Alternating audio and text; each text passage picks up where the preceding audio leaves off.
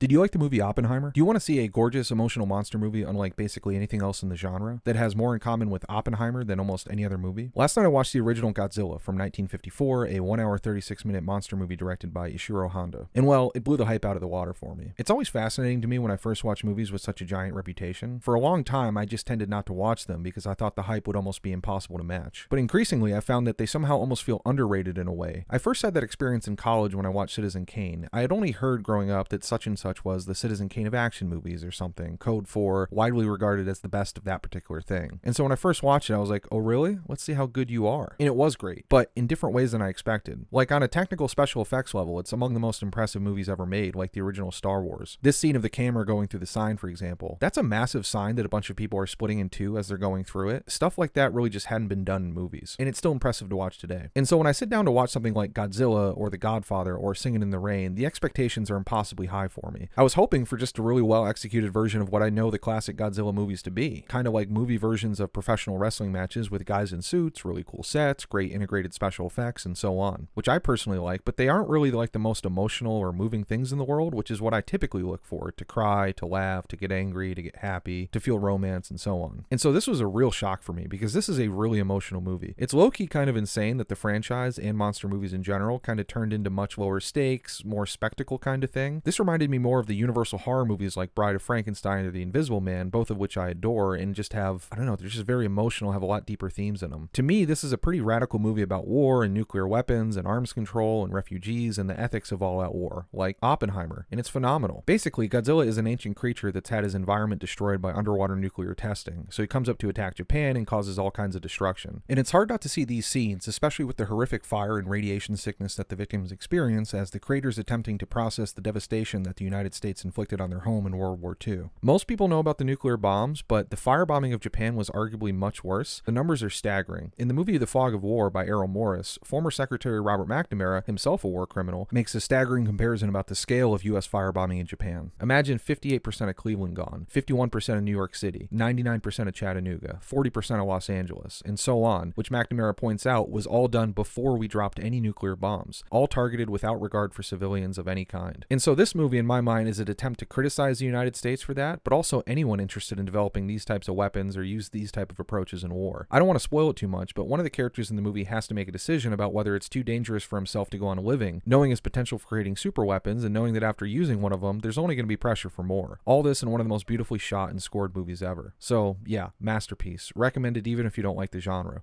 And yeah, I'm never sure how to end these, so thanks for watching, and please like and follow if you want more. It really helps.